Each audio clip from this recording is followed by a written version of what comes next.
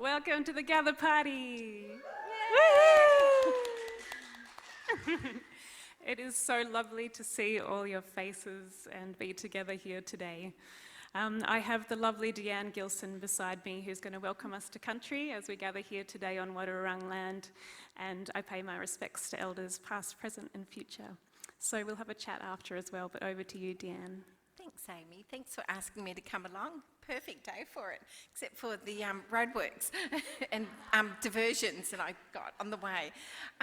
So I just want to start with a welcome to country, and you guys probably all know it was traditionally just to welcome people onto country and wish them a safe place. And so I'll speak in my language first. So Wadawurrung narik Deanne, Wadawurrung Aktunuk, Mokbarian Wadawurrung Bagaruk, Manamith Mirabia, Nalinga Wadawurrung Beek.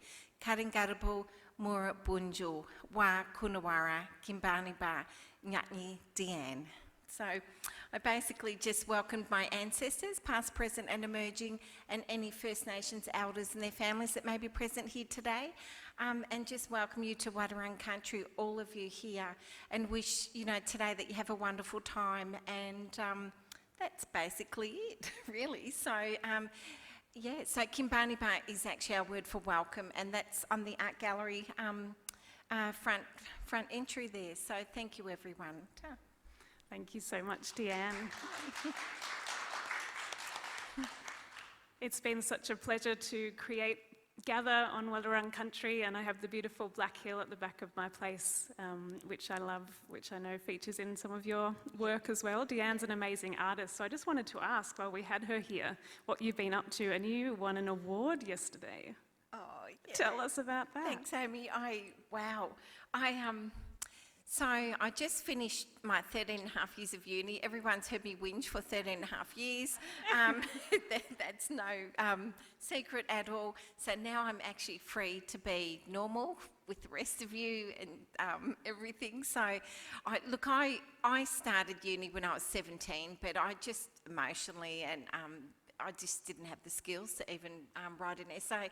I spent all my time at band night Wednesday nights, and then the party continued to Sunday night. So it didn't happen for me then, but I did continue to make art.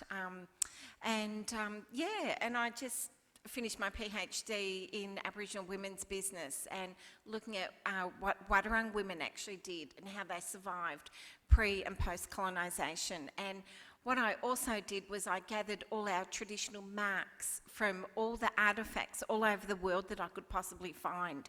And I found lots and lots of different marks and things.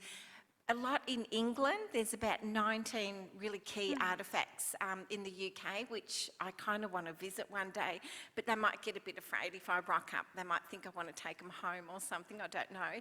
But I have been conversing with the museum, about these artefacts. So in my practice, I use ochre. I haven't always used ochre. I used to use oils, actually. I love oil paint. But it's so toxic, and in my small house I can't use oils anymore. I'd probably pass out in my kitchen with the gas stove and, be a nightmare. So I really love that kind of walking on country and sourcing ochre. And it's taken me a long time to develop ochre recipes. Gum arabic and black wattle, sap and all sorts of things. Ochre's really having a huge revival, actually. And the good thing is it's sustainable and it's free and it doesn't make you sick. And there's lots of it, especially at Black Hill. And I actually get a lot of ochre from Black Hill, just near where Amy lives. So, and I really look at traditional practices and what our women had done and how they survived. And then the work post-colonial is about the gaze, and not just the male gaze, but the female gaze, and how Aboriginal women were treated, especially my ancestor, Queen Mary, as a domestic in Corandurk. And she was a domestic for a white woman. So how that kind of transferred down to my grandmother and my mother and me. And there are lots of interesting, there's a lot of trauma there, but I also had lots of wonderful things to celebrate too. And my practice now is really moving more away from the trauma, because I've kind of gone on that big healing journey and gathered all the information, and now I'm looking at country as just wonderful and celebrating life and country and the birds and the flowers and the plants and everything. And I think that's become really healthy for me to paint all of the birds and the flowers and the trees. The trees are really strong cultural objects in themselves because, well, I call them my cultural trees of knowledge, and all the different trees and all the knowledge centred around, you know, bush medicines and all sorts of things, especially the manna gum coming from our creation story, and where Bunjil, who was a man called Karingarabul, he created the first man and woman out of bark from the tree of knowledge. So it's not a religious story, it's a spiritual story. And I find those connections to where we as people are also one with country. So it's kind of, but strangely enough, I got an award yesterday and I didn't even know it was happening, and I was actually shocked. I was like, oh my God. It was for a still life artwork, and it was, again, about the gaze and some gum blossom and things. And I last minute put it into this art show, and I kind of logged in, and I actually logged out just when they were about to announce the award. I don't know what I did on the computer. I knocked it, and I thought, oh, bugger, I better get back in. And I was a bit surprised, but yeah, you know, that's really wonderful. I mean, that's the after stuff, you know. You don't get an award every day. But it's lovely. Thank you so much. Definitely check out her work, Deanne Gilson. Thank you so much, and you're free to join the lovely audience. Thanks so much.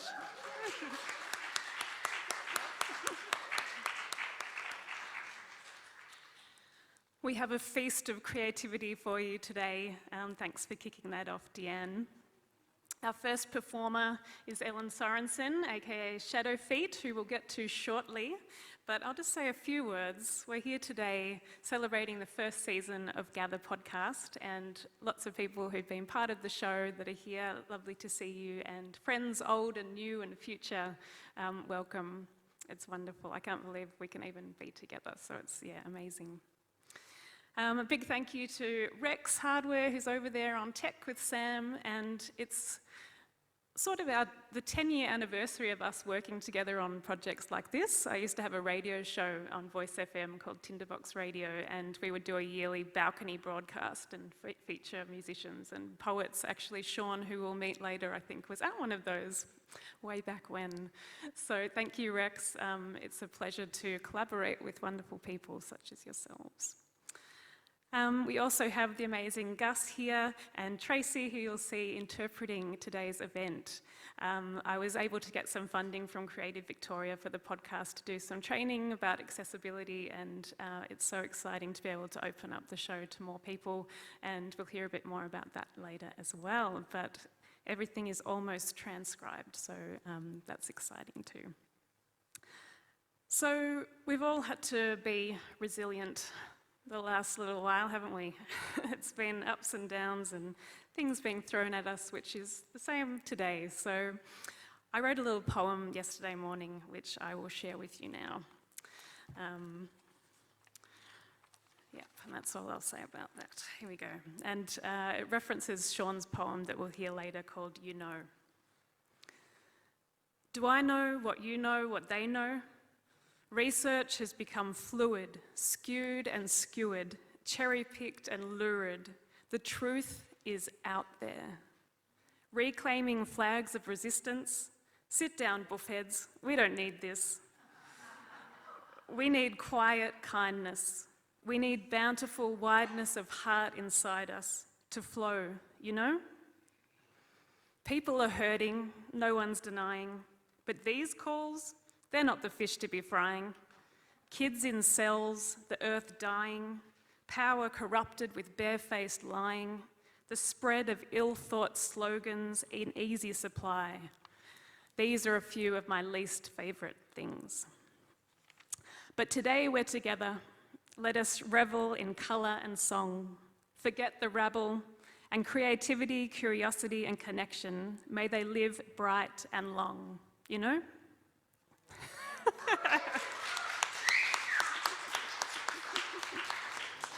All right.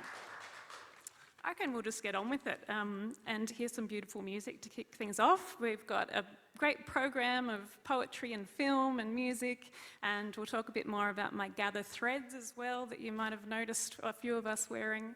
So let's hand it over now to Shadow Feet, Ellen Sorensen. Take it away.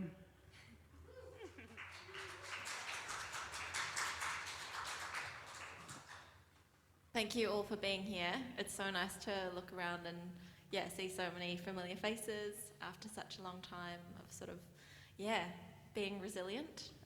Thank you, Amy, for involving me in yet another event here at the BMI and for having me, contribute what I have. It's very, very special to be here, and thanks, Gus, too. All right, enjoy. So I'm going to start with instrumental from entitled Minerva's Idea, and then follow on with some original Shadow Feet songs.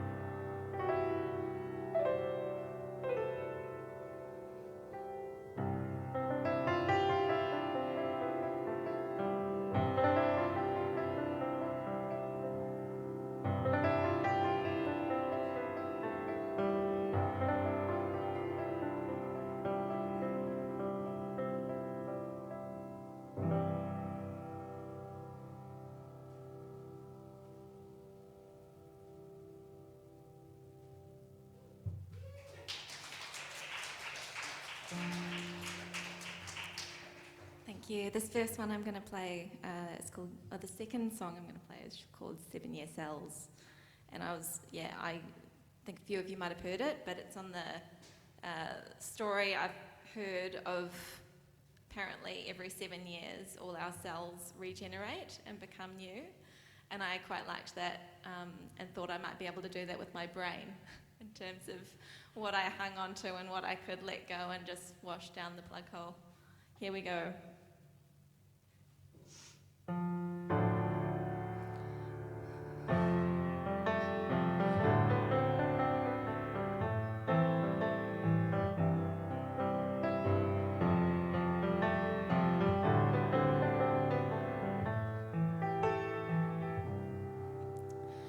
I woke up in morning over all my wasted days.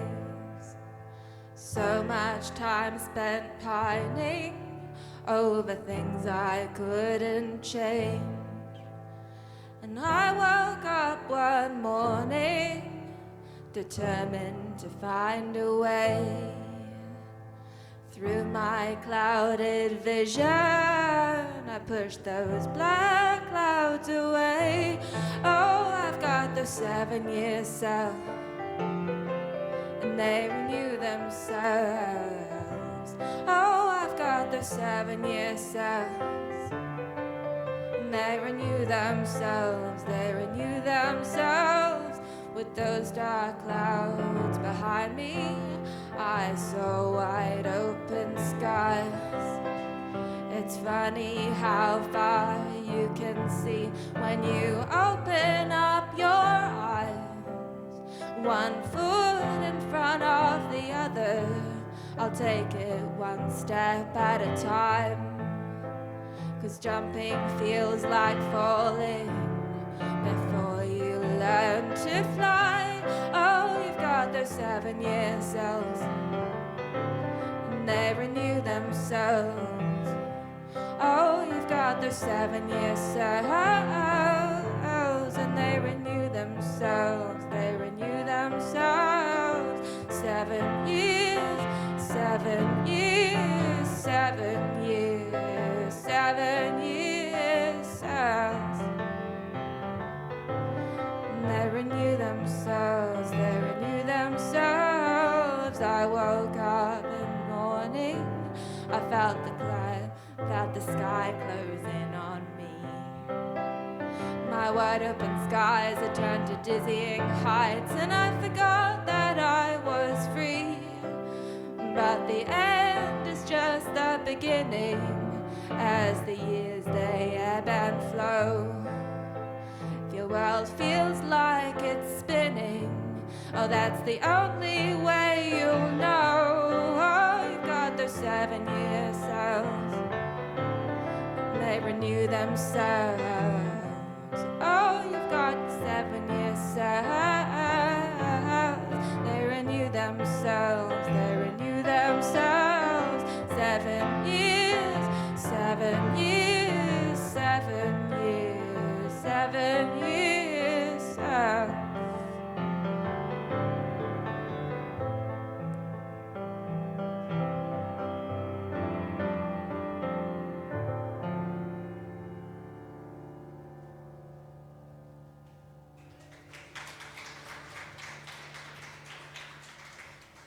This next one's called Down to the Stream.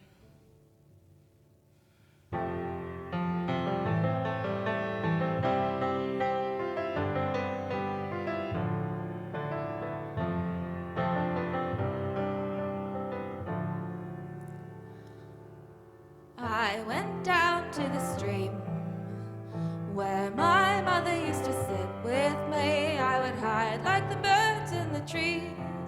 When you're up so high, there is more to see. Down, down to the stream, down to the water, down where it's clean. Down, down, down to the stream, down to the water, down where it's clean. I went venturing down the way that I shouldn't have been. I was dying, running with the beasts in the forest so green. Oh, down, down to the stream, down to the water, down where it's clean. Down, down, down to the stream, down to the water, down where it's clean. Time, it ticks away, the minutes they pass, but the hours they stay. Light, it slips away, the colors they go, but the light it stays. You mean much to me. We are one with another, we are strong like the trees. We are not alone. With our friends around, we will gather as we go. Down, down to the stream, down to the water, down where it's clean. Down, down, down to the stream, down to the water, down where it's clean.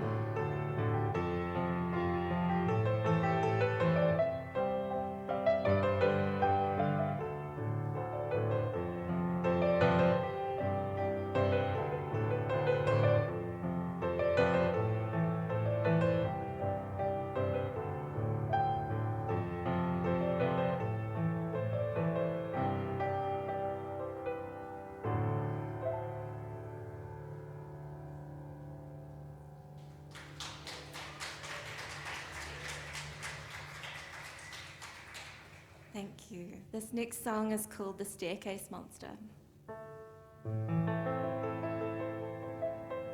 very snaky.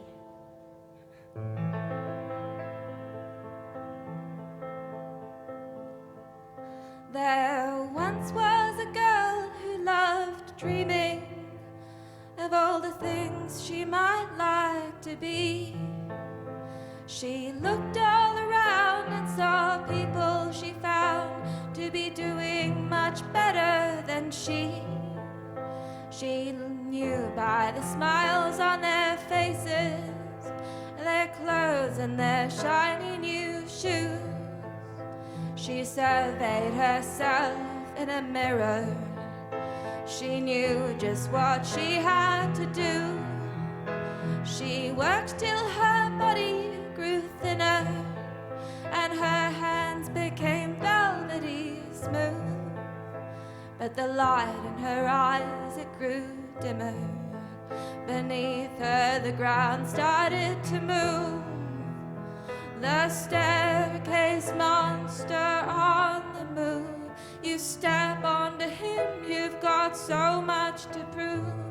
Whatever you're after, how big or how great, will always look small on the back of that snake.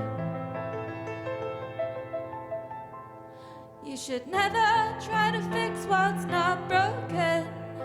She saw flaws in herself that weren't there. And at night as she climbed, she heard voices. They said your life's too far gone to repair. The staircase monster on the move. You step onto him, you've got so much to lose. Whatever you're after, how big or how great, will always look small on the back of that snake. On the back of that beast she climbed higher, the stairs stretching up to the moon. Where they led in the end was uncertain, but they hoped she'd arrive very soon. But the monster showed no sign of slowing. Where they were going, the girl did not know. So she closed her eyes tight, and with all of her might, she stepped off the back and let go. The staircase monster on the move. You step onto him, you've got so much to prove. Whatever you're after, how big or how great, will always look small on the back of that snake.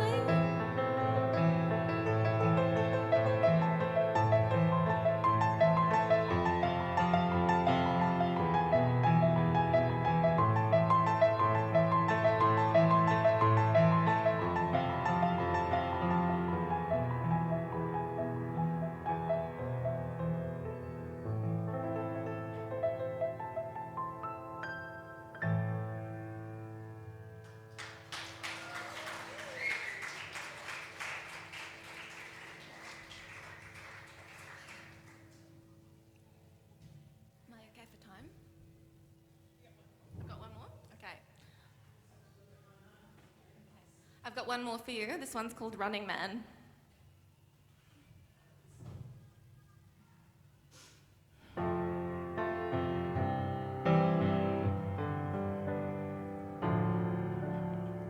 I have a strange addiction to traveling through time. Whether I'm going back or forward, it's only in my mind. To somewhere I have been before, where life is but a dream. And I wake up sooner or later, I can't live my life asleep. Running man, tell me what do you see? Running man, are you running from me? Running man, tell me when do you sleep? And is your vision so clear, or is it so blurry? I find myself in places I do not recognize. And I miss what feels familiar, but what that is I can't decide. And I'm moving forward constantly, but falling far behind. Sometimes I think I'm winning, but this race makes me so tired. I've been wandering back through my own memories. My recollections fail me. I'm not sure what to believe. The stories I know, familiar voices in my head. The more that I learn, the more I question what they've said. Running man, tell me when do you see? Running man, are you running from me? Running man, tell me when do you sleep? And is your vision so clear, or is it so damn blurry? All I have is now, as I sit here by your side. Whatever I have done before, or what I make of this life, it's only when I'm standing still I can see just in my hand. It's only when I stop that I can see what's in my hands.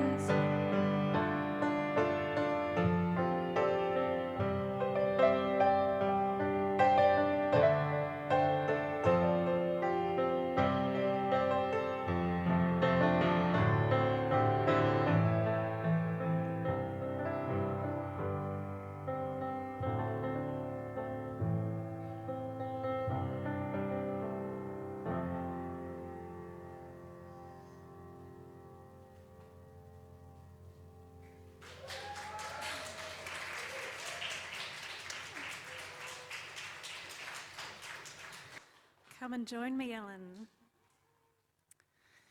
We'll just have to speak really loud with our love and our togetherness. Yeah. Okay, amazing. Ellen wrote the first song that you heard, the instrumental for Gather, the first episode. It was a commission to, I think, do you remember what I asked you for, like what I described it as? You talked about Cole's book Arcade, and it was about Gather, which, I think knowing Gather and knowing a fair bit about you. Bit dreamy. Yeah, I think I wanted it to, I think it was about discovery. Yeah, discovering books obviously, but also discovering, sort of giving ourselves time to discover parts of us as well. Beautiful. Yeah. Thank you so much. And Ellen also featured in episode 3 about fairy tales, and we'll have Sarah later on who was in that episode as well. Ellen has some beautiful songbooks here. Do you want to tell us about those? Give them a spruik. I do actually have one that You can buy your own copy. I pull out when I forget my lyrics. No, I don't. They're quite useful, but they've also got little illustrations in them of most of the all the songs that I sung cute. today in here. And they're only $5, so Bargain. if you'd like one, Get over there, they're by guys. the door. Oh, thank you so much, Ellen. We'll move on and we will hear more about Cole's book. Okay, thank you so much. Thanks, Amy. Grab a drink, relax.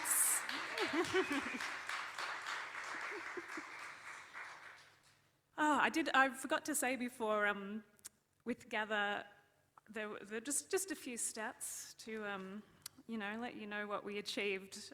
We had approximately 25 interviewed guests discussing their books, theatre, music and beyond. We featured 7 independent bookshops, and we had over 10 new works created across the season as well. So thank you so much. And what would we do without creativity? So it's been an absolute pleasure to bring that all together.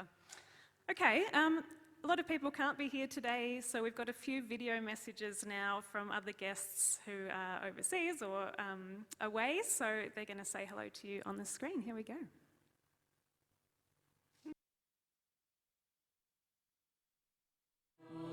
Around the pale you'll read an awful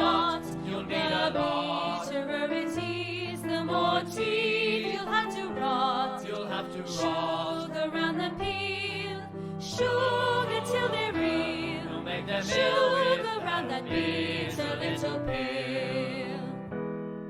And what shall we call it? What shall we call it? What shall we call it? What shall we call it? Cole's Funny Picture Book.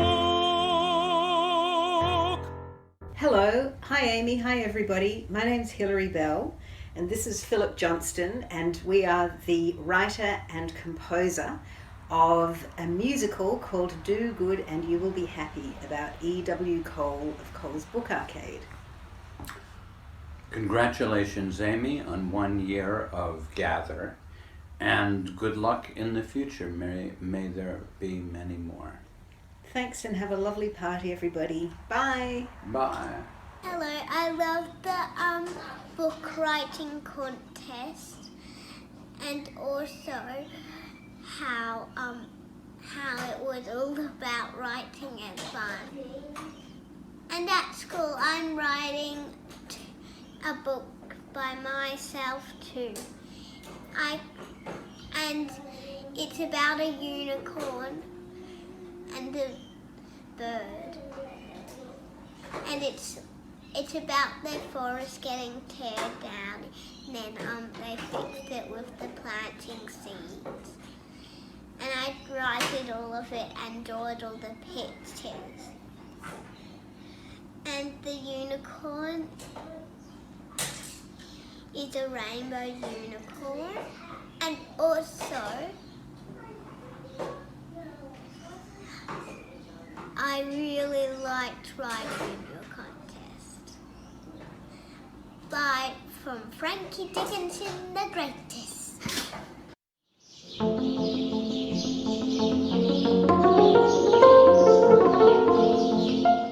Hello everyone, I'm Belle and congratulations on the final episode of Gather Season 1.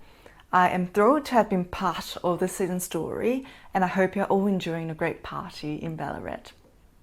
I'm speaking from Brisbane at the moment. I've managed to make my way back to Australia from the UK for summer, and so whilst I'm not with you today in person, I'll be with you in spirit and also somewhere in this vast country. And so anyway, huge congratulations and I wish you all a very happy festive season. Bye now.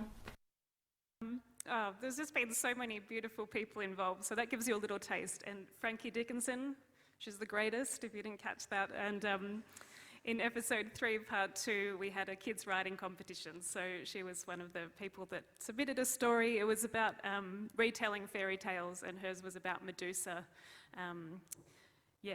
Getting on top. So you'll have to check that out, episode 3.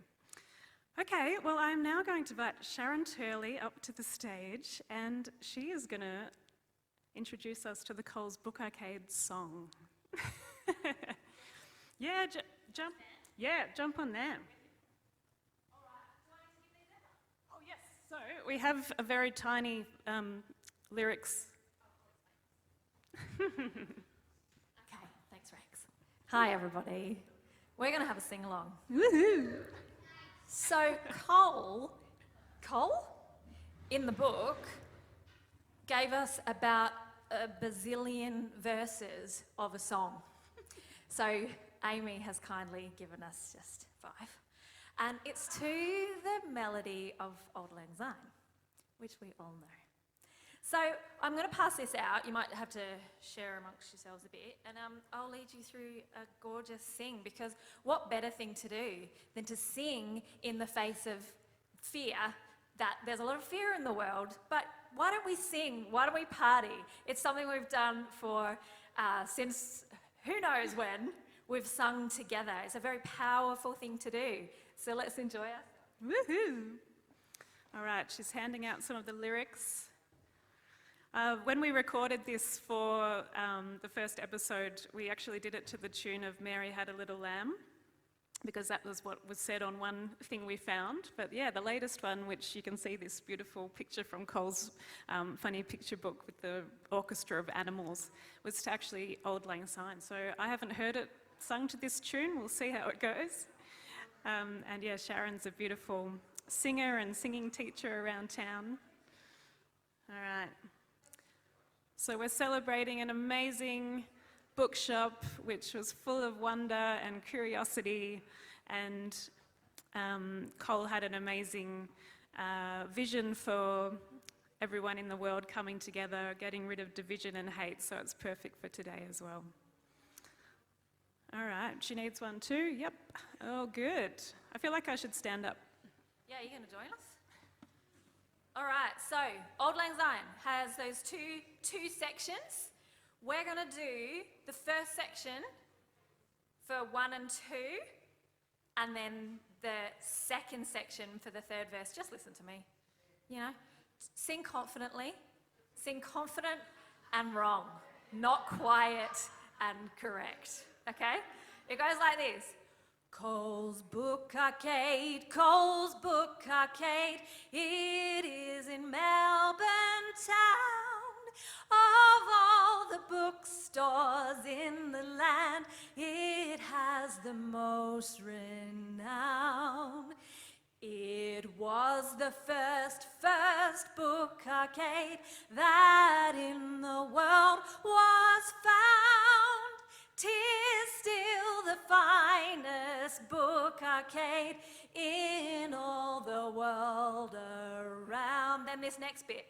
A lovely rainbow sign appears above the book arcade, and 'tis the very grandest sign was ever yet displayed. First bit again for this next one. A million, yes, a million books are stored within its walls, which can be seen, looked at, or bought by anyone that calls. The book you wish, the book you want, is almost sure to be found somewhere in the book arcade, if you will call and see. Very nice. Okay, we're going to do that last verse one more time, and I want you all to stand up. I want to hear some beats on the ground. Da, da, da, da, da, da, da, da, da. Imagine you're in a waltz. You might even end up waltzing with each other. Okay? In which case, we'll have to just keep singing. And 1, 2, 3. The book you wish, the book you want, is almost sure to be found somewhere in the book arcade, if you will call and see. First verse. Cole's Book Arcade, Cole's Book Arcade, it is in Melbourne town. Of all the bookstores in the land, it has the most renown. Woo! Well done, thank you everybody.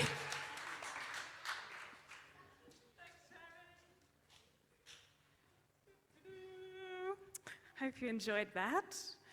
If you don't know about Cole's Book Arcade, episode 1, part 1, and you can learn all about him. He was amazing. And yeah, this musical that you heard about there that never got off the ground, but they wanted to make an amazing feast of colour and story and everything that Cole was about. Okay, it's my pleasure now to welcome Sarah Hart up to join me. Fabulous artist, writer, PhD person, and she is going to read for us. Come join me. So Sarah was in episode 3, Songlines, Myth and Fairy Tale, and I think you're in part 2 of that as well. How are you going? Oh, I'm going great. It's lovely to be here. A little bit beautiful. There we go. So yeah, tell us what you're going to read for us. So I'm going to read a very short extract from a work in progress of my own, and it's going to be followed by a poem by Mary Oliver.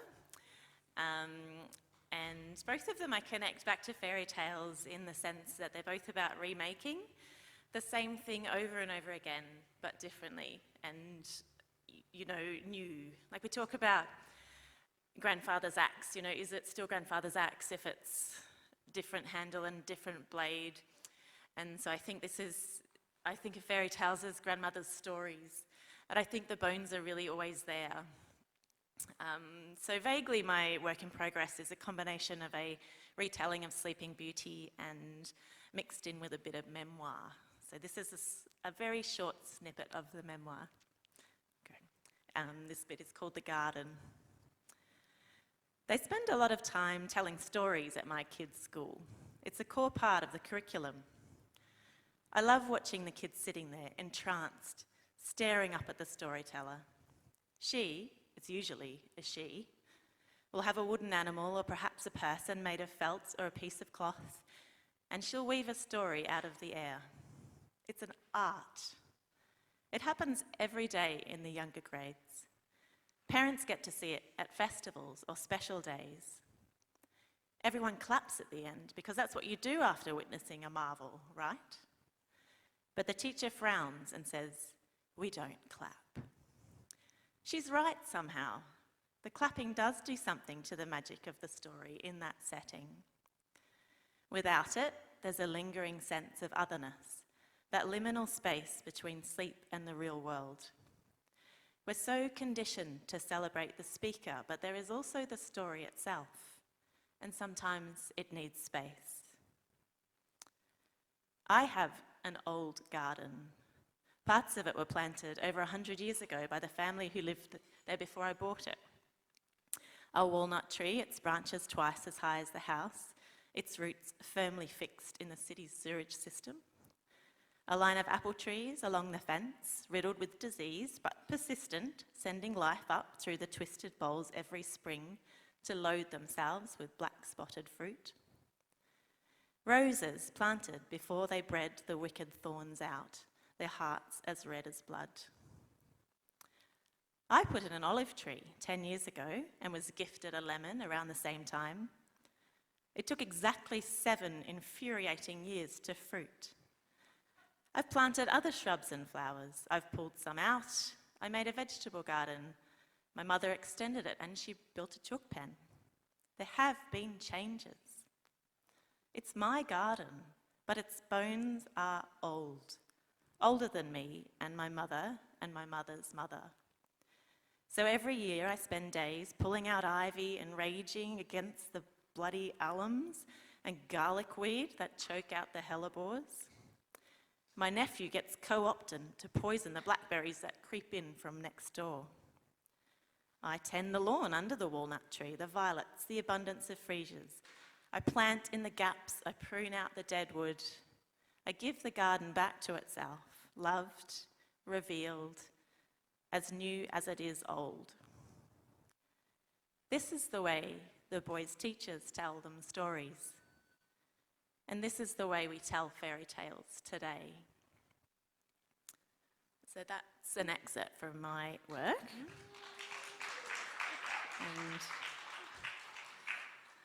And I want to follow it up with a poem that's also about circularity, about remaking. And it's from Mary Oliver, who died in 2019. She's a Pulitzer Prize-winning American poet, and just one of those poets who feels appropriate to me for every single occasion. Yes, like Leonard Cohen or tea, you know, it's always a balm for the soul. So she brings me back to what I feel really matters, to the now, to what's important, and the magnificence of ordinary things. So this is her poem about, called The Rabbit, which I think is about circles. The rabbit. Scatter ghost, it can't float away, and the rain, everybody's brother, won't help, and the wind all these days, flying like 10 crazy sisters everywhere, can't seem to do a thing. No one but me, and my hands like fire, to lift him to a last burrow. I wait days while the body opens and begins to boil. I remember the leaping in the moonlight, and I can't touch it, wanting it miraculously to heal and spring up joyful. But finally, I do. And the day after I've shoveled the earth over, In a field nearby, I find a small bird's nest lined pale and silvery, and the chicks. Are you listening, death? Warm in the rabbit's fur. That's the end. Oh, beautiful. Thank you so much, Sarah. And yeah, we look forward to hearing your full piece. In about 7,000 years when I finish my PhD. I wish Thank you you, well. Amy. I know the experience. So You too. yeah, thank you so much. Thank you. It's lovely to be here.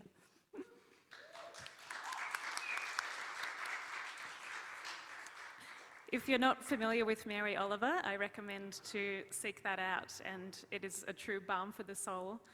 Episode 4, I believe, Coming of Age, we had a guest from India, and she read a Mary Oliver poem as well as some of her own work, so check that out.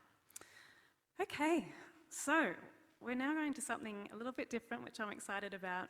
I mentioned before building accessibility to the show, and through working with Arts Access Victoria, I got to meet the amazing Ramas McRae. He is a deaf filmmaker and lecturer and does lots of interesting things around town. I've just forgotten what it was called, but an amazing festival that was on recently as well. FLOC Festival, check that out too. So I was able to commission him to make a film, which he's got a creative sort of intro, which you'll see, and then he welcomes people to gather in AUSLAN so it can sit on our website and make people feel welcome and welcomed into the Gather community. So we'll watch that now. I think the captions are a little bit small, so yeah, sorry about that, but this is Ramas, you'll love him. He's in Canberra at the moment interpreting, so he can't be here, but he says hello.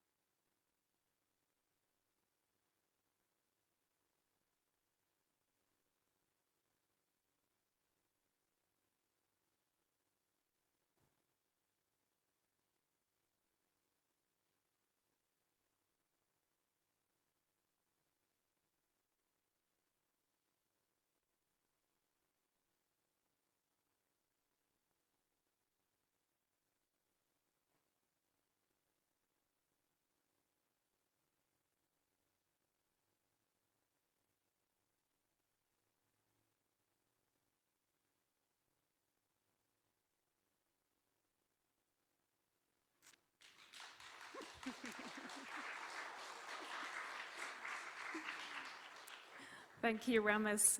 And episode 5 is themed adaptation, and I got to do an interview with Ramas about his work, so check that out as well. That's all in AUSLAN too. I get emotional, just all the amazing people I've got to meet as part of this show. And with that commission at one point, I was like, oh, can you put some dancing in there? Is that cool? Of course, he was right on it. I love it. Okay, we're going to have a break soon, but the final little film I'm going to show you is just to capture the story behind the Gather threads, which you see over there.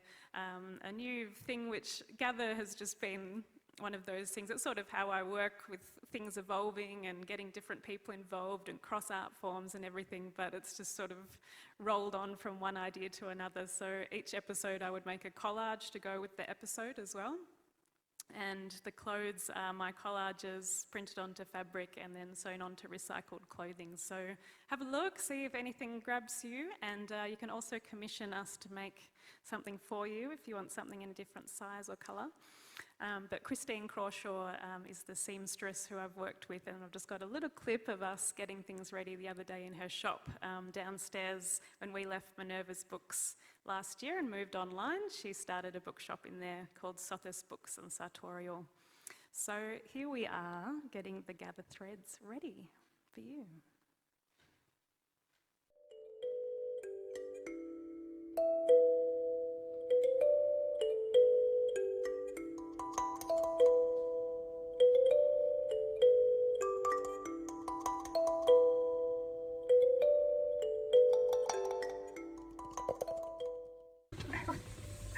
Here we are at Sothis Books and Sartorial, the amazing Christine Crawshaw. Hi. And we're getting the Gather threads ready. How's it been for you being part of this collaboration? It's been fantastic. Seeing your colour work and putting it all together is just fantastic. I love the colour schemes that you come up with. And the fabric idea is just so inspiring to me. What do you love about sewing? Oh, the end result, only the end result. All the work in the middle is just, it's actually quite meditative though, really. And my grandmother taught me to sew, so it reminds me of her every time I sew. She'd be going, pick that out and do it again. But no, it's great. It's a great, great idea. And this whole idea of, you know, reclaiming anything that would have been going into landfill is really important. That's what I really loved, that whole idea of this could all be in landfill, but now it's fabulous again and going to be loved. So win-win situation for us and the planet. Come get your Gather threads, everybody. These things on it. So it's playful or something with the corduroy too. This one, because the fabrics are both light, I had to hand stitch it, and I wanted them to look like they were dancing around, because you have that, you know, with the pictures you've had of people dancing and twirling around and whatever. So this one's just cross-stitched, and it adds more to the little layers, like we were talking about the collage-y kind of aspect of it all. Yeah, I love this one. That little image, this little dancing lady here. Love it. And Christine also made me a hat. So the right way? Yeah, well, anyway, but I love it. Looks great, but we might need to find you a hat pin. It suits you so well, Amy. I love it. It worked well.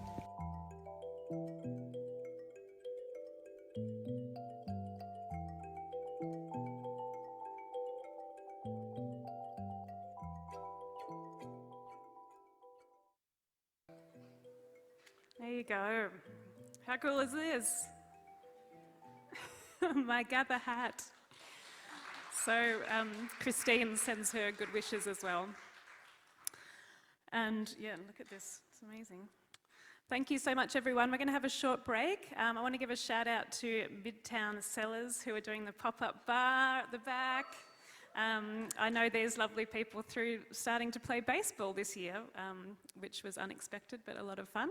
So go over there and grab a drink, have a look at the Gather threads and have a chat to me about any of that. And we'll be back soon with more creative wonders. Thank you.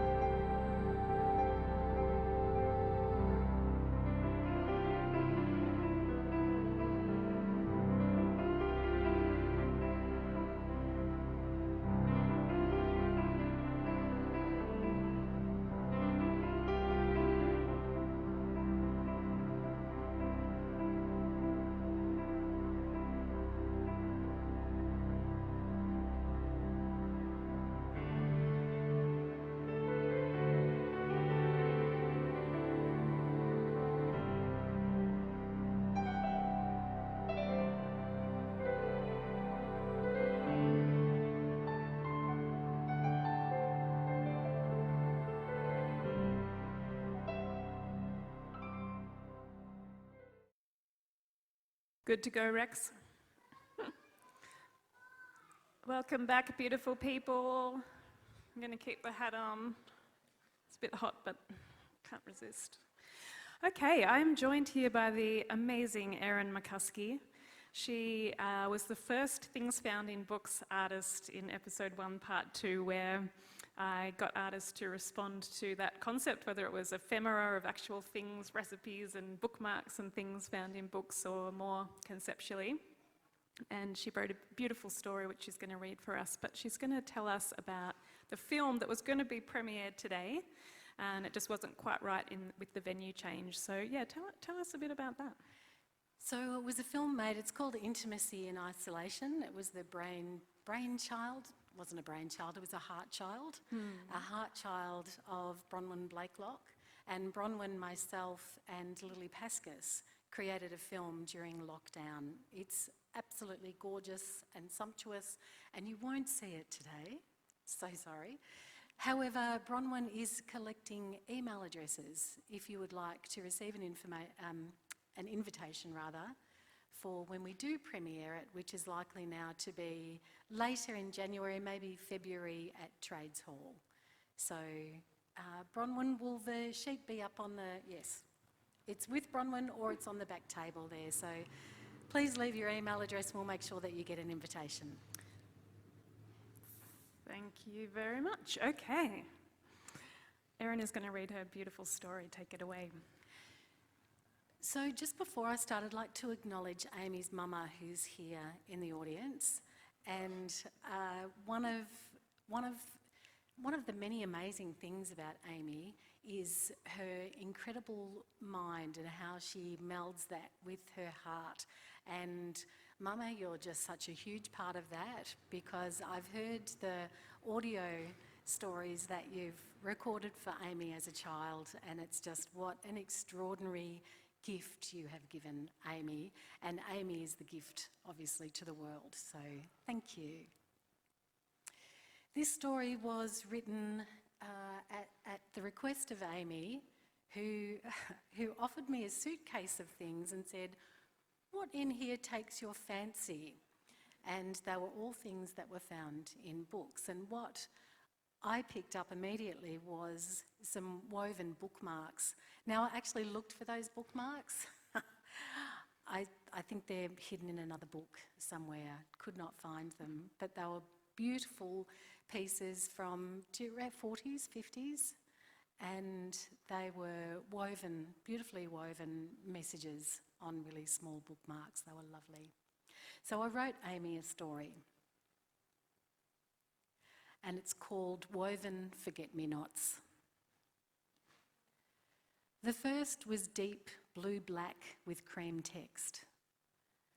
The second was thick black linen embossed with silver text. Both so incredibly fabulous, she couldn't decide which one. She closed her eyes and reached over, knowing that either would do. She gathered one to her chest, sighing with happiness as she opened her eyes. She had grabbed the black linen book with embossed silver title. She had secretly wanted that one and wondered if her fingers had a sneaky exploring before the grab, though she suspected that if she'd grabbed the other one, she would have secretly wanted that too. Amy was glad that she never had indecision when it came to books. They would all do. She found books announced themselves. They came forward to her. She did not need to be polite nor feign affection. They always found their way to her. When she did make decisions, it just caused trouble. Deciding to go for a walk was a harbinger for downpours. Deciding what to order meant she often wanted what her friends were having. Deciding what to wear just took too long. So Amy decided she would stop making decisions, well, as much as possible. She decided that instead, the things that floated towards her were a yes, and those that floated away from her were a no. She bought a raincoat, asked her friends to order for her, and used her hands instead of her eyes to choose an outfit for the day. She didn't decide to open a bookshop. It was decided for her. One day, while immersed in the shelves of the bookshop Blue Books of Luxville, the owner approached, offering her the shop keys. He'd had enough of losing money. She was his best customer, and he wondered if she might like it. "Knock yourself out," he said. I did, completely. The shop had decided. Eventually, she changed the name to Turquoise Books of Luxville. Her eyes were turquoise, so really they had decided. And while the bookshop was never a problem, despite some minor decisions, the books themselves became a problem.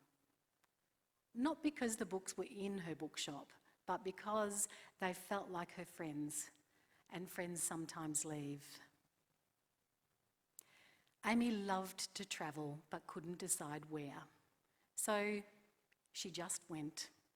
The villages that surrounded Luxville were full of fun and delight, and sometimes books. If you never made a decision, she figured, you never got lost. So it was always an adventure. She felt forced, though, to make a big decision recently, travel to Dublin. She waited for a problem to arise from her decision. Next day, a pandemic crept across the Luxville Tribune. So she recommitted to no more decisions. This time, her decision had created international havoc. Amy waited to hear if travel might float towards her or float away this time. She had decided on Dublin because the library there had a corner, and in that corner was a shelf, and on that shelf was a book.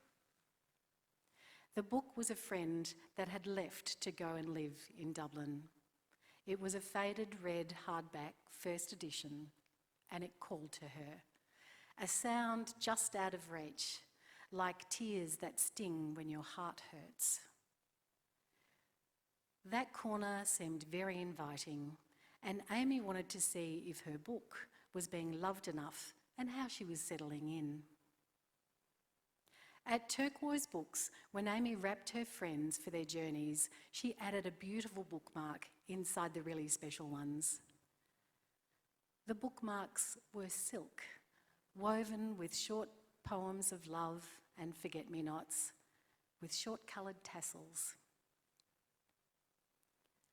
Amy always had a good supply because they were often sent back by the book's new owners, who thought them rare treasures forgotten. Amy had secreted a bookmark within the faded red hardback first edition. However, it had not yet been returned by the Dublin librarians. Amy wondered if her beautiful book had been greeted. Were her leaves stretched open? Was she rested and maybe even read? That's why Amy had made her rare decision, this time to travel to visit her book, to know if she was happy. It was the biggest decision Amy had made in years. She'd purchased the ticket, booked her travel, and located accommodations. Amy had never left Luxville for more than a few nights, ever. And what Amy did not need was a pandemic. But that's what happens when she made decisions. The travel agent had been kind. "Well, most people have cancelled," she said, "but I don't mind if you postpone or cancel, it's all the same to me. What would you like to do?" Amy's renewed decision to not make decisions was sorely tested by this question. She eventually postponed. It seemed more like a non-decision than did cancelling, which seemed very definite. Not making decisions for so long had allowed Amy to understand that fate is neither good nor bad. It simply is. And the faded red hardback first edition would happily wait with her embroidered bookmark inside until Amy arrived on the day that floated towards her. The end. Thank you. It was really great to read that story again, like reading it earlier and rediscovering it. Yeah. I noticed you changed the title. Yes, I did. It was from blue to turquoise. Turquoise. It was. Blue to turquoise. Which is exactly why I changed it.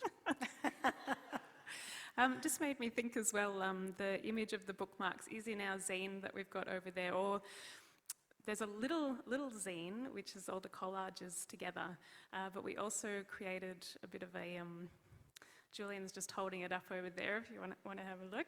On the right there is the epic, which is everything, all the guests, all the themes, all the book seeds, all the collages. So if you do want to have a look at the bookmarks, there's a picture in there, and Julian hand sewed the binding, so have a look. I was Thank once you. walking across a car park and there was a bit of a hullabaloo going on and I turned and looked because there's a hullabaloo going on, right? So you do want to have a look. And, and as I was watching, one of the people turned around and glared at me and just said, "Take a picture, it lasts longer," which of course sent me into hysterics, which is not a good idea when there's a hullabaloo going on. So there is a photo in the book. Okay. Don't laugh during a hullabaloo, honestly. Does not end well. So yeah, do check them out. We're going to draw the door prize. Lovely. So has everyone got their little raffle ticket when you came in? The prize is a little gather pack. I should have got Julian to come up here and show it off, but it's got a He print. still can.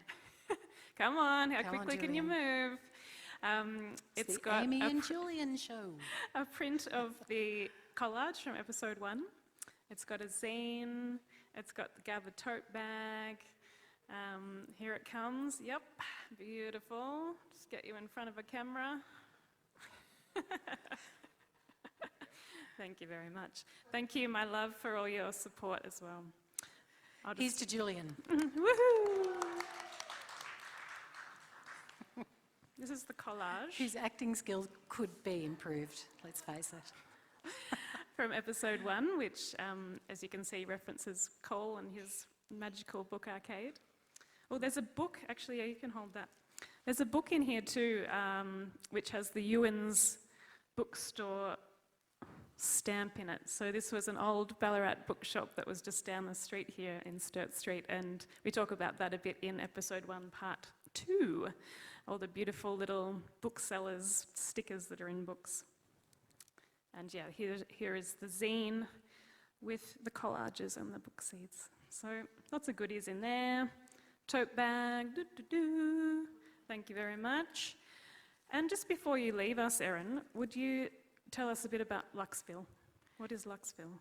Oh, so... Oh, and we need to draw that, but tell us about Luxville first. What will I do first? What should I do first? Luxville, I heard Luxville. Yes. Luxville is the story of an artist's revolution. Whoop, whoop. It's a story about a place that's very much like Ballarat. Let's face it, it is Ballarat. And how if we lead with our heart, how different things can be. But to lead with your heart, you need to listen to your artists and your creatives. So Luxville heralds a change. And at the moment, I'm writing a screenplay, feature film screenplay of Luxville. And at the Regent Cinema, I have, as part of the Biennale, an exhibition. And actually Thursday, this coming Thursday at 2 o'clock, doing an artist tour. So you can pick up a Luxville card at the counter. Wherever Julian is where the cards will be. Amazing. So drop me your email address and I'll send you an invite. Luxville is an amazing transmedia, you call it, don't you? Mixture of live events and photography and film and beautiful things. So yeah, go and check that out. The website is luxville.com.au. Beautiful, and her beautiful exhibition as well over at the Regent. Go check it out. Okay. Oh, actually, inspired by Amy, who has printed her collages on fabric. And she showed me one that said, "Oh, I've printed stuff on velvet." What? So Like she's what? taken that and made it really big and amazing. So check it out. All right, here we go. We've got your raffle tickets. We're red. We're F52. Red F52. Hey, Hannah. Congratulations. Thank you, Erin. Thank you so much. Always a big supporter of everything I do. So yes, thank you. Okay. Close the yellow hat box. I feel like I need to pull a rabbit out of it or something. Okay, my friends. We have some more music for you. Sarah. Her name is FLOC, and she is going to play us some tunes. I think maybe 2 songs, is that all right? And we'll have a chat afterwards. Sarah has kindly supported this event, and we'll hear a bit more about that as well. So take it away, and I will deliver this gift.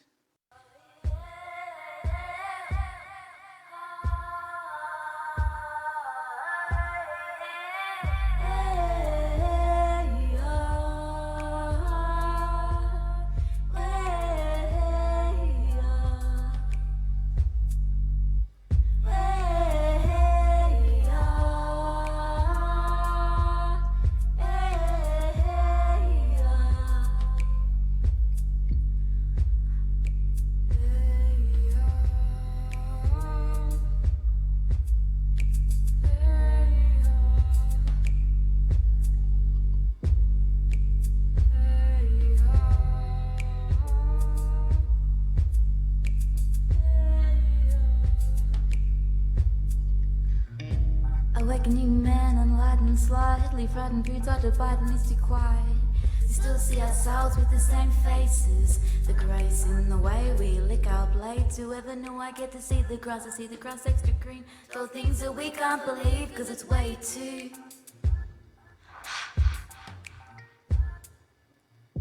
And we would just sit around watching the clouds talk about how the chords in the ground is just as nice as the constellations found. These days I don't see it so much. It's just a big haze, looking down on the ground in a maze of opportunity. So why do I let you do the things you do to me? Me up, put me down, take away all the allowance. I guess you thought we'd never figure it out. We're not disposable. You can't just throw us overboard.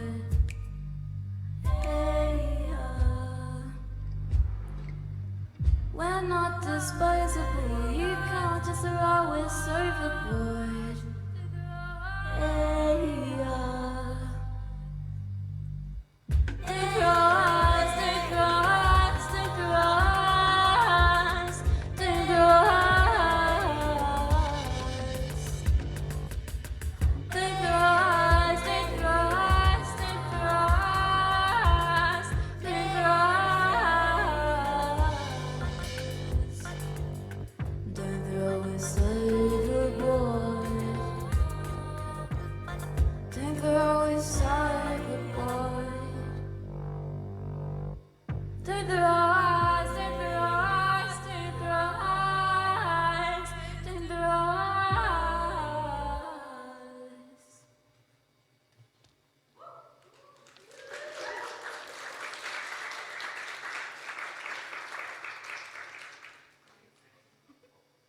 COVID's made it really hard to get good at playing gigs because I haven't played one for a couple of years. I've had a bit of trouble and I'm getting there really slowly. So I'm hoping this will work. I'm sorry to cause a little there, but it should work.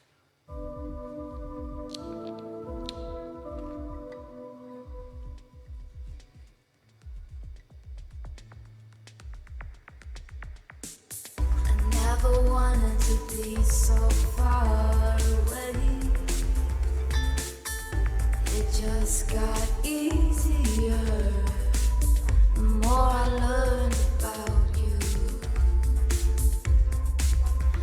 really scared me, but I didn't want to say goodbye. Each time I tried, I watch you cry. Now I'm left on the floor by myself, and I'm dying to be somewhere else.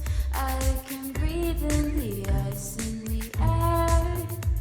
I'll never feel safe while you're there, while you're there, and I'm there. You really scared me.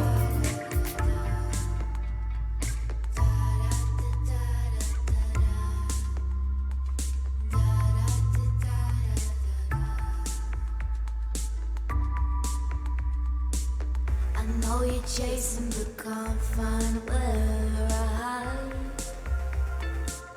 Roles reverse, I wonder how I wasted so much time.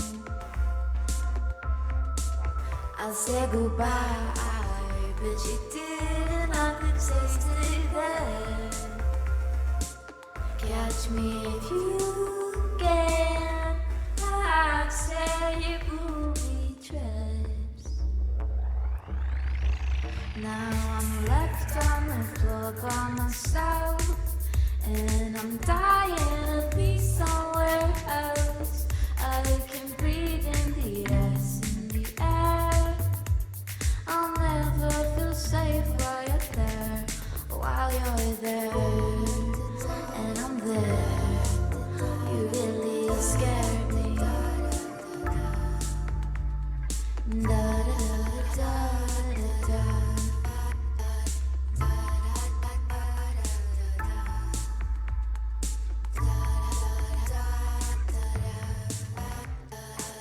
I'm so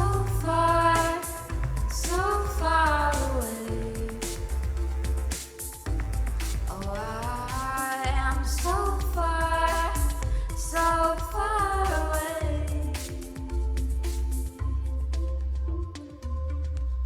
Far away.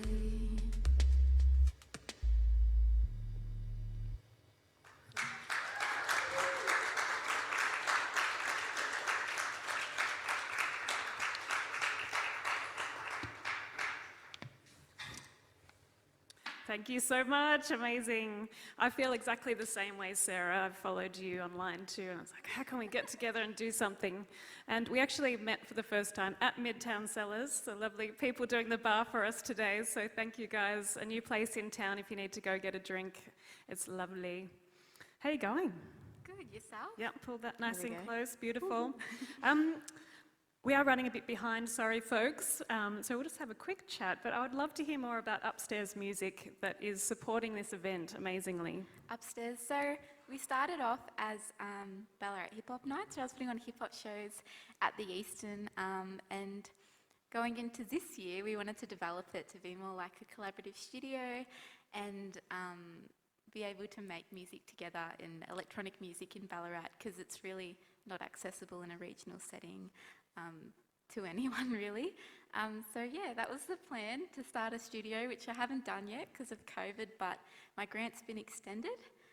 So I'm gonna hopefully do it in the new year, but we've been able to run some online things and online workshops, and I ran my first in-person workshop for 2021 last week, which is amazing. cool, teaching people how to DJ, so that was cool. Okay, I want to do that. I definitely want to come do some lessons in making electronic music sometime as well, so let us know. What's the best way for people to check out what you're doing? Oh, I don't know. So we're on Facebook at Upstairs Music. We're also on Instagram, but we haven't posted much anywhere really, just because we haven't had events.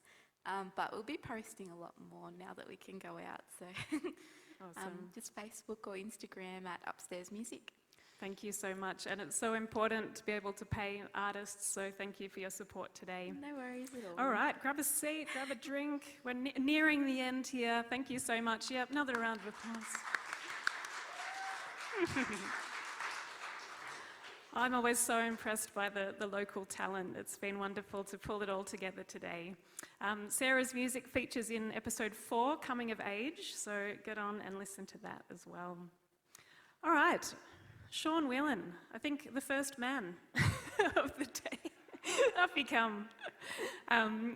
Sean is an amazing poet, but also a DJ and our wedding celebrant. So we'll have a chat about that too. Come on up. And yeah, he has been doing the job of transcribing all of the episodes for me so that I don't go mad, so that they can be more accessible for people. So thank you so much, Sean. If you go to minervasbooks.com, you can explore there's 8 episodes up there. The transcriptions aren't quite all up there yet, but we'll get there, won't we? Yeah, we'll get there. But definitely the last episode 6, themed collecting, just went out on Friday, and that is up there with the transcription. So yeah, just learning as we go and open to any feedback as well as we go on that journey of making things more accessible. A huge thank you again to Gus and Tracy here. It's so special to be able to offer the AUSLAN today too. So Sean's going to read a poem. I thought I would ask him to write a poem based on the experience of transcribing the show. So tell us about that. Should I read the poem first, or are we going to talk about... Read the poem, why not? Okay, yeah, we'll read the poem. I need to give a trigger warning first. This poem does contain mentions of reality television programs. So if that's something that upsets you, then maybe block your ears for the next couple of minutes. The poem is called You Know, and I thought I should make it clear for the listeners at home, that is you know, not you know the card game. Okay. Sometimes when I speak, I see the words tumbling out of my mouth in front of me as if onto a production line. I am a factory of language, a sweatshop of syllables. The words don't appear as words though. The words are shapes, like jigsaw puzzles. Some will fit together and some won't. If the brain sees on a production line ahead a word that won't fit, it will send a message to the engine room, abort, and that sentence will stop and will begin again, you know? Scientists say the average adult speaker has a vocabulary of 20 to 30,000 words. I'm far from average though, you know. But I couldn't find any statistics on non-average speakers, so we'll roll with these. Imagine when you're about to speak, and in fractions of a second, the brain chooses between thousands and thousands of words which one will appear next, without you even realising it's happening. That's really quite astounding when you think about it. What an insanely powerful machine.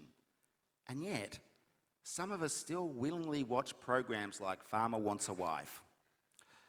What's going on there, you know? Go figure. The spoken word is chaos.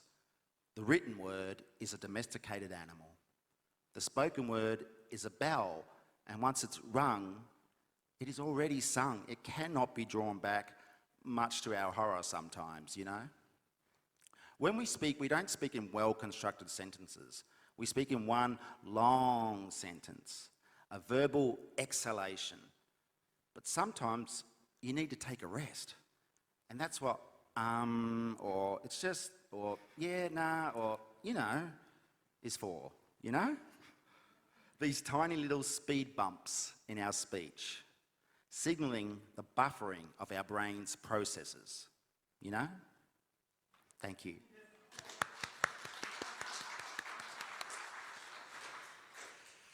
So I transcribed the last episode, and there was one sentence which had 5 you knows in it, I think. So it's yeah, those things that fill in when you're thinking,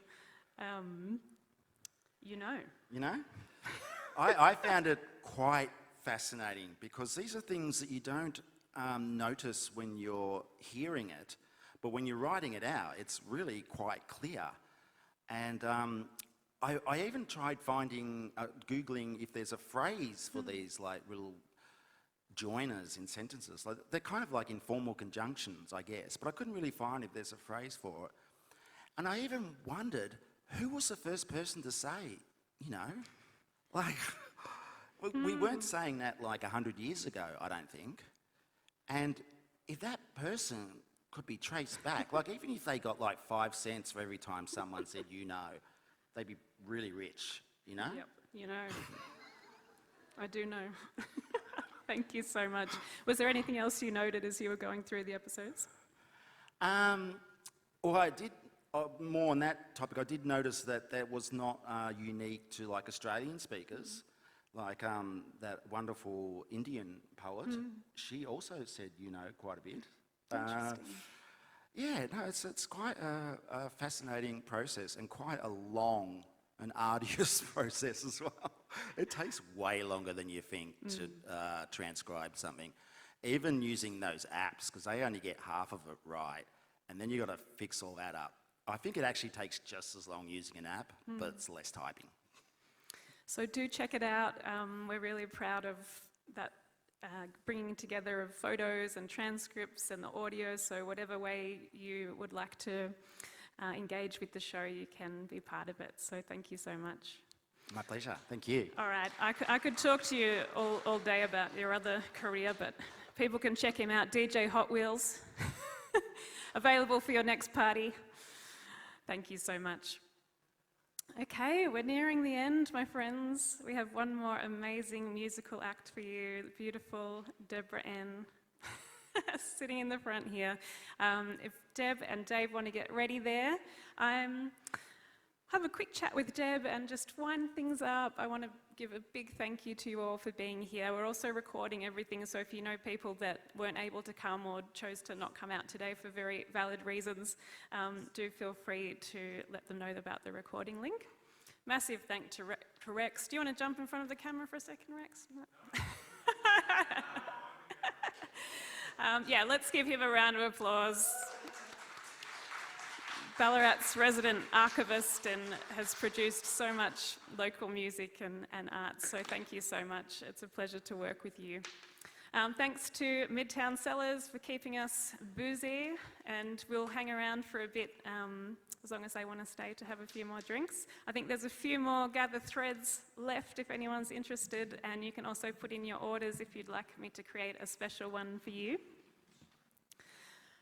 Thanks to Deanne for giving us the beautiful welcome to country, and yeah, I think it's good to reflect on that every day that we're on Wadawurrung country and all the complex history and what we can do going forward as well. So here's to deep thought and care and love and all the good things, and especially creativity. So we're going to finish up when Deb's ready with some beautiful music.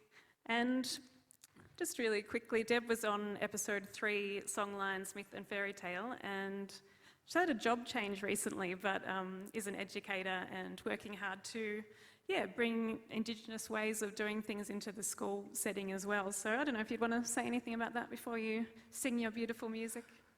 Well, look, thank you for having Dave and myself. What I can say is, Sean, does that mean you transcribed my interview? Because I just felt so... There's so many things about how I talk now that are known to you, and I feel like we are connected.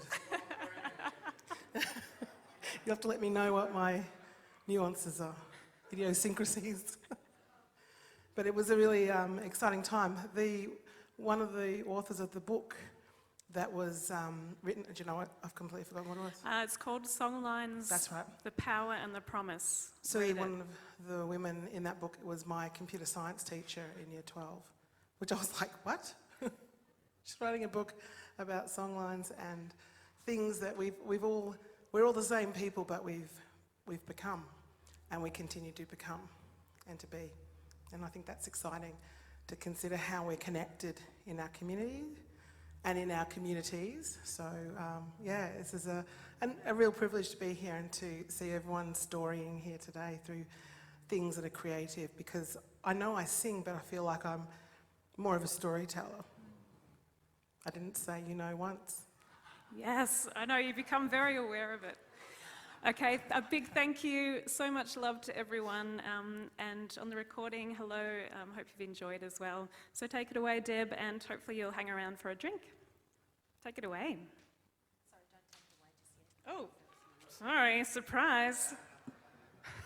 Little surprise, we value Amy so much in this city. Would absolutely not be the same without you. The rain fell from the heavens when Amy moved to Ballarat, so thank you. We've got a gift for you for brightening our lives. Thank you so much. And your wonder and your curiosity is enthusiastically taken up by everybody. And we also want to gift you some sleep because we figure Is it that obvious? desperately need some rest, and Is rest that is drugs? part of the work. Thank you so Thanks so much. Oh, beautiful. Thank you. All right, some lovely music for you to take us out. Erin McCuskey zenet keslam ma'ablena marumali Torres Straits. I am a Meriam woman from Zenith Kes, of Zenith Kes, you know, as the Torres Straits. Kayaka nagma goke oke mat gasepke neburwe amara galao amoru. I shall tread and walk carefully upon your country, Wadawurrung, and observe your laws with deepest respect.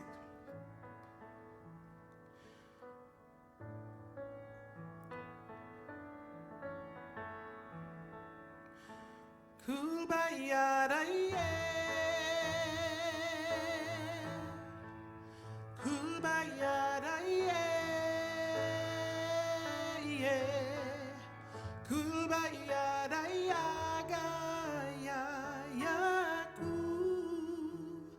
Ma Kulbayara Kulbayara Kulbayara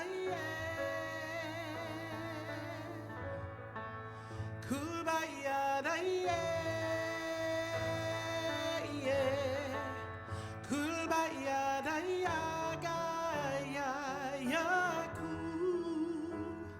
Ma Kulbayara Kulbayara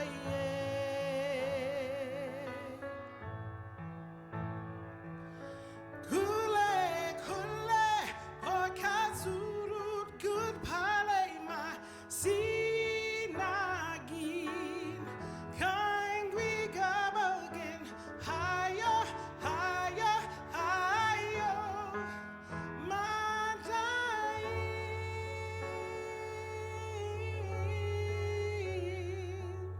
Ya ya warupayang wakai warupayang wakai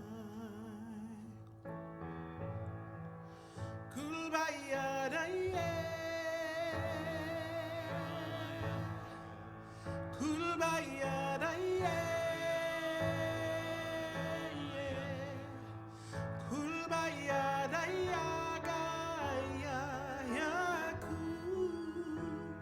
Ma Kulbayara Kulbayara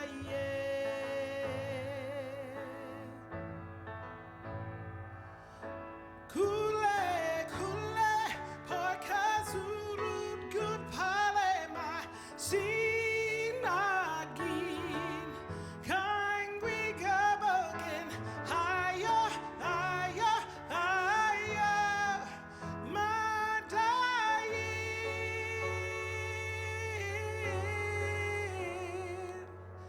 Ya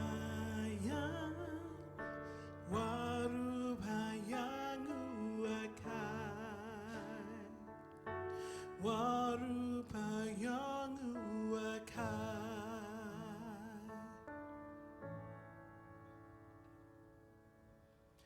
I want to acknowledge Christina Anu. Thank you.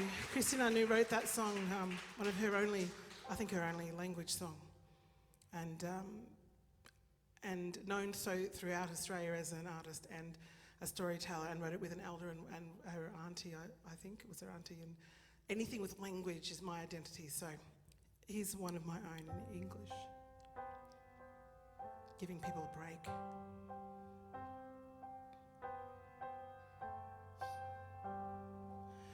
Oh the start was just some inspiration. Well, don't tell me what can't be done just 'cause someone saw you falling down. I heard a whisper that is shocking to believe, that a girl like me could be the one to deceive. Were they demons in my closet? Did you ask me how was it? When someone said someone saw me falling down, down, down. Sometimes it's hard, so hard, it seems like hell. I just want time to stand still so I can have a chance to catch my breath.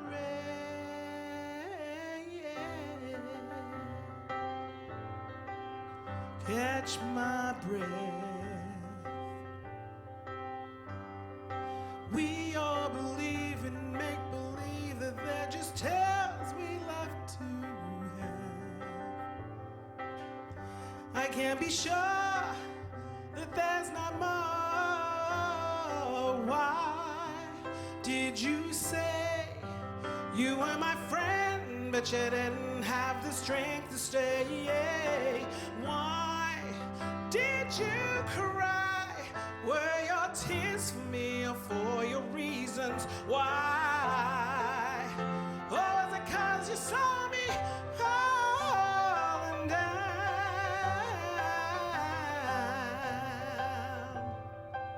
Saw me falling down.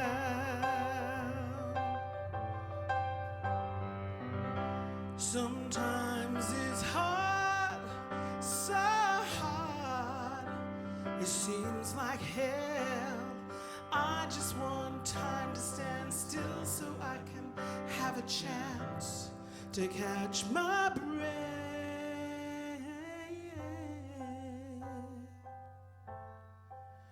Catch my breath.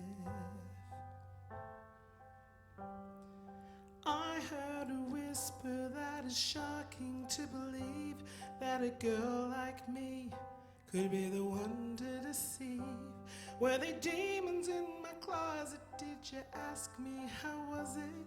When someone said someone saw me falling down, down, down.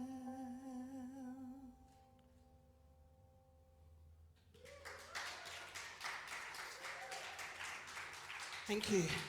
One of the first songs I wrote, it's one of my oldest. And here's a song that sometimes people write songs and they just, you go, oh, did I write that? No, Indy Ari did. Okay, cool. I could have written it. It's a song that my daughter has sung and I have sung. And it's a message. It's a message of courage to the world. And if anything, growing up as a black fella in Victoria / White Picket Fenceville, Ballarat, you have to learn to find your space, find your place, and to be courageous and have courage. This is an Indiari song called Break the Shell. I met a prophet, dark as the night. She could see into my soul. She said she'd been watching and had some advice. She said shadows make you whole. A life without pain is a sheep in wolf's clothes. And if you listen to the lessons that it holds, you'll find the gold. Child, it's time to break the shell. Life's gonna hurt, but it's meant to be felt. You cannot touch the sky from inside yourself. You cannot fly until you break the shell.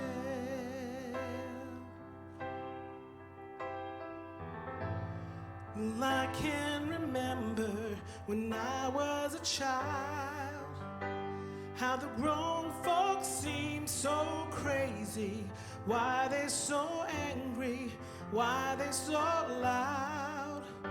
And when I grow up, that's never ever gonna be me. That was the moment that I decide to build a boulder wall just shy of 6 feet tall, too strong to fall.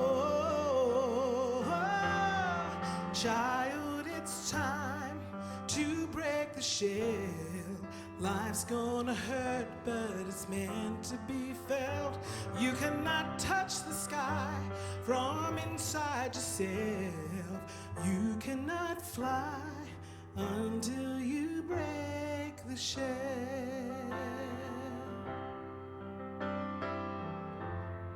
Courage is not being hard.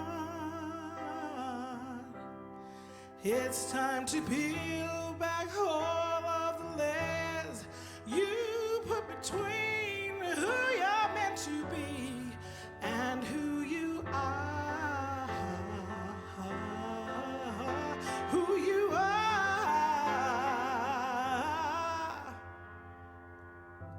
So much disappointment to finally understand. Then there's no such thing as perfect. We're all simply doing the best that we can. And if we have a choice to live or truly be alive, this is your life. Oh, child, it's time to break the shell. Life's gonna hurt, but it's meant to be felt. You cannot touch the sky from inside yourself. You cannot fly until you break the shell. Oh, you know it's time. Ooh, you cannot touch the sky from inside yourself. You cannot fly until it breaks the shell. Do with these words what you will. It's time for us to be for real. You'll be stuck on the ground until you finally break the shell.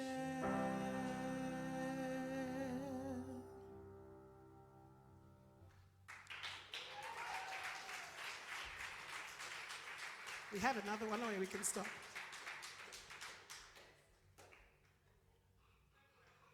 Yes? I did a show called Coconut Woman, written by Marianne Sam. This is one of those finale songs. You got to imagine I'm singing with like 5 other people in harmony. But this is a song that she wrote. Coconut Woman is not a nice term, just to be clear. You don't call people coconut. But it's the story of kind of my life, and this is the final song from that play. If it comes to Ballarat, go see it. It's called Coconut Woman. Thanks to Marianne Sam for writing this. It's called Yarwal. Notion away from my family, world apart from my past. Been living in the dream in the city, but I've come to my senses at last. 'Cause I can be who I wanna be. I gotta know just which way I've been. Well, how can I be whole with half a history? I acknowledge there's 2 sides to me. And I don't wanna ever say I would to any piece or part of me. 'Cause whenever you say I will, you lose a piece of your identity. Tried hard to prove I was family. Worked for a place to belong. Under the scrutiny of both sides. Well, I weathered the storms and stayed strong. 'Cause I can be who I wanna be. But I've got to know just where I've been. How can I be whole with half a his story? I acknowledge there's two sides to me. And I don't want to ever say I will, ooh, I will, to any piece or part of me. 'Cause whenever you say I will, you lose a piece of your identity. And there's two sides to me, good and bad. There's two sides to me, right and wrong. There's two sides to me, black and white. Take me as I am.